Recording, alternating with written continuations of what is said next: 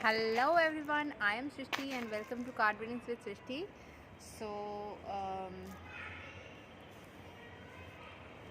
Today we are going to do a reading about your current situation, whatever situation you're facing, जो भी situation में आप हो, आपके लिए क्या messages आ रहा है from your person, what your person is feeling for you, and कुछ divine messages भी अगर हमारे पास आता है from the universe, we'll also take that. ठीक है?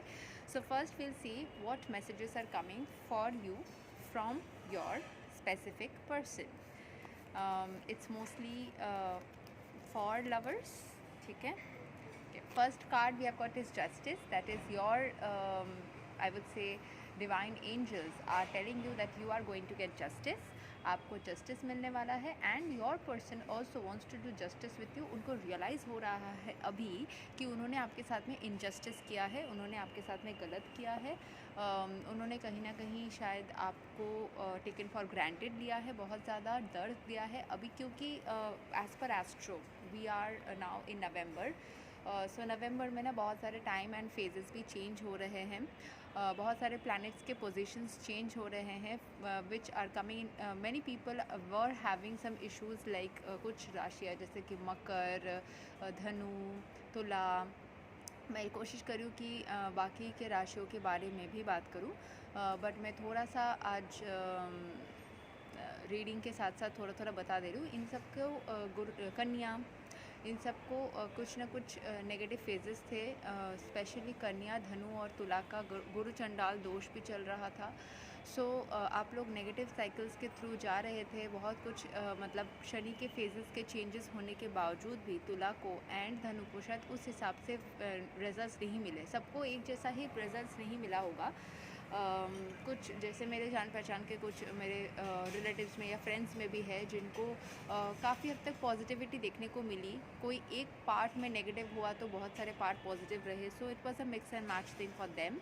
सो सिमिलरली आपके साथ भी ऐसा हुआ होगा कि आपके हो सकता है लव साइड में बहुत इश्यूज़ हुआ तो करियर अच्छा गया, या फिर करियर में इश्यूज़ हुआ तो लव अच्छा गया, या कोई एक पार्ट में बहुत नेगेटिव हुआ तो बाकी पार्ट्स अच्छे रहे. Something on the other might have happened. So whatever you have gone through now, whatever negativity you were going through, वो ख़त्म हो जाएगा, उसमें आपको जस्टिस मिल जाएगी. ठीक है?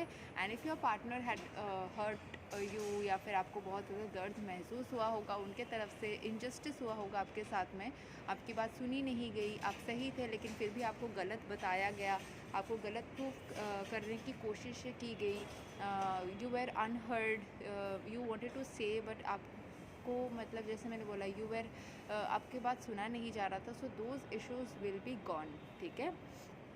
This is the first card, Justice card, which we have got. Let's see what is the next message that we get from your person for you. ठीक है? Okay. So 3 of Swords, they are heartbroken. हो सकता है कि उन्होंने आपको छोड़ के किसी और को चुना. थर्ड पार्टी सिचुएशंस क्रिएटेड थी पहले से शायद.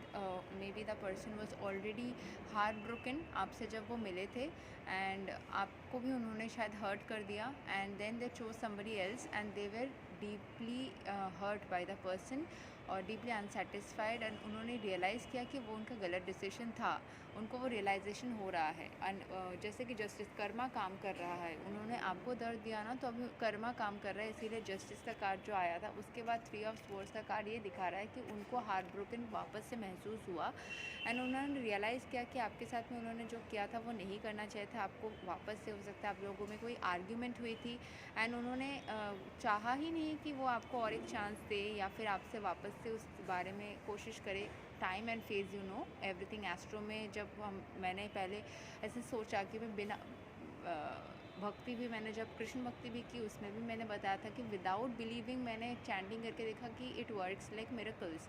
सिमिलरली एस्ट्रो में भी विदाउट बिलीविंग मैं चलती हूँ, तब भी मैंने देखा है कि उसके इफ़ेक्ट्स आते हैं. ठीक है? मैंने अपने लाइफ में देखा है.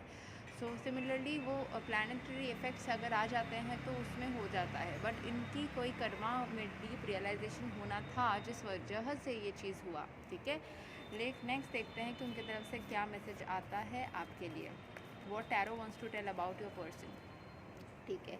हमारे पास मून का कार्ड रिवर्स में जा रहा था, फिर थोड़ा फॉरवर्ड में गिरा, तो हो सकता है कुछ वो सीक्रेट्स रख रहे हैं या फिर अपने मदर के साथ में अभी वो कनेक्ट कर रहे हैं। Moon is also mother energy, emotional energy. तो क्योंकि वो हार्ट ब्रोकन है अभी, हो सकता है वो अभी अपने मदर से कनेक्ट कर रहे हैं या फिर कोई एल्डर सिस्टर से कनेक्ट कर रहे हैं या फिर बहुत इमोशनल हो रहे हैं, अपने दिल के इस दर्द को छुपाने की कोशिश कर रहे हैं किसी न किसी तरीके से। पेज ऑफ पेंटिकल्स अपने पेंटिकल्स के ऊपर, अपने पैसे के ऊपर काफ़ी ज़्यादा फोकस डालना चाह रहे हैं एंड दे आर ट्राइंग। और यहाँ पे जैसे सन कार्ड आना चाह रहा है, वो खुश दिखाने की कोशिश कर रहे हैं, बट हालांकि वो बहुत ज़्यादा खुश नहीं है, बट फिर भी वो खुश रहने की कोशिश कर रहे हैं। हो सकता है उनके लाइफ में कोई बच्चा है, may be the person is a single parent, उनके लाइफ में कोई बच्चा हो सकता है या फिर उनके फैमिली में कोई बच्चा हो सकता है जिसके वजह से वो खुश रहने की कोशिश कर रहे हैं। Let's see what's the next message that we have got the knight of cups. वो आपकी तरफ कोई ऑफर देने का सोच रहे हैं। They are trying to take a leap of faith with you and for you, because उन्होंने ऑलरेडी समझ लिया है कि आपको दर्द देना वॉज अ रॉन्ग डिसीजन, ठीक है। एंड फिर आपने शायद उतना ज़्यादा रिएक्ट नहीं किया, उन्होंने अगर कुछ आपको मैसेज किया या फिर कुछ बताया, आपने शायद रिएक्ट नहीं किया and that made them crazy, they went crazy. उसके बाद उन्होंने रियलाइज़ किया कि शायद आपको दर्द देना फिर या फिर आपके साथ में मिसबिहेव करना या आपको एक चांस ना देना या आप कुछ तो था जो आप दोनों के बीच में बाकी रह गया and they have realize that somewhere maybe you are the right person for them and their family. उन्होंने अपने मदर से भी डिस्कस किया, they have spoken with their family, they have discussed all the situations and all the issues. सब कुछ detail में discuss करने के बाद उन्होंने ये रियलाइज़ किया कि नहीं, ये इंसान जो है मुझे लग रहा है कि मेरे लिए सही हो सकता है। Maybe I was wrong, I judged, maybe उन्होंने आपको जज किया by a single argument, by a single situation. कोई एक चीज़ से उन्होंने इतना स्केर्ड हो गए, वो इतना डर गए कि उन्होंने बहुत ज़्यादा जज कर लिया आपको। उन्होंने आपको एक मौका ही नहीं दिया प्रूव करने का कि आप कितने अच्छे इंसान हो उनके लिए। एंड शायद आपने बहुत ज़्यादा ऑलरेडी उसके बाद भी किया, but they didn't choose to see that and they chose to just ignore whatever you were doing for them and they thought कि वो सब कुछ दिखावा है, कुछ रियल नहीं है। एंड इन सब के चक्कर में उन्होंने आपके साथ में रिश्ते को ख़राब कर लिया, ठीक है। सो आगे वो क्या करेंगे वो हम लोग देखेंगे। व्हाट्स नेक्स्ट, उनके तरफ से भी नेक्स्ट क्या आएगा, क्योंकि उनको रियलाइज़ तो हुआ है, उन्होंने ऑफ़र देने का सोचा भी है। What's next, okay next we have got offer का कार्ड वापस से 6 ऑफ कप्स का कार्ड आया है। वो आपकी तरफ से सरप्राइज़ के साथ में आएंगे। अभी वो अपने मदर के साथ, सिस्टर के साथ डिस्कस कर रहे हैं। सिस्टर के साथ, सिस्टर के हो सकता है अगर उनकी सिस्टर उनसे बड़ी है या फिर ऑलरेडी मैरिड है, या सिस्टर के उनकी जो ब्रदर इन लॉ हो सकते हैं जिनके साथ में वो डिस्कस कर रहे हों कि कैसे वो करें। अभी थोड़ा सा उनको किंग ऑफ पेंटिकल्स की एनर्जी में आने के बाद आपके तरफ आने का सोच रहे हैं, मतलब they want to be a little bit of more wealthy and financially stable and accordingly they want to come towards you. They think that कि नहीं, मुझे ऐसे ही नहीं आना है उसके तरफ, मुझे थोड़ा सा फिनेंशियली स्टेबल होना है एंड उसको कुछ अच्छा सरप्राइज़ देना है। शी शुड और he should feel deserving of me. वो आपको कुछ ऑफ़र करने से पहले, खुद को आपके तरफ लाने से पहले डिज़र्विंग बनना चाहते हैं and but they want to come, they don't want to delay it much later कि कब तक वो बहुत ज़्यादा हो जाएंगे फिनेंशियली स्टेबल एंड तभी जाके आएंगे। नहीं, वो आपकी तरफ आने का सोच रहे हैं ऑलरेडी, ठीक है। ओके, थोड़ा सा सैडनेस की एनर्जी है अभी, उन्होंने मतलब रिग्रेट की एनर्जी में है। वो सोच रहे अरे मैंने क्या गवा दिया, क्या कर दिया, मैंने क्या बोल दिया उसको, व्हाट हैव आई डन, ठीक है। यहाँ पे जैसे हायरोफेंट का कार्ड है तो कहीं ना कहीं ये मैरिज का भी कार्ड होता है, power, position, spirituality and strength का भी कार्ड होता है। तो आपकी स्ट्रेंथ शायद अभी थोड़ी बढ़ गई है and you are in a good position in your life right now, जिससे कि उनको ये समझ आ रहा है कि नहीं, I shouldn't be doing something wrong, मुझे थोड़ा स्टेप बैक करके सोचना है कि व्हाट आई एम डूइंग, ठीक है। तो दैट इज़ इट।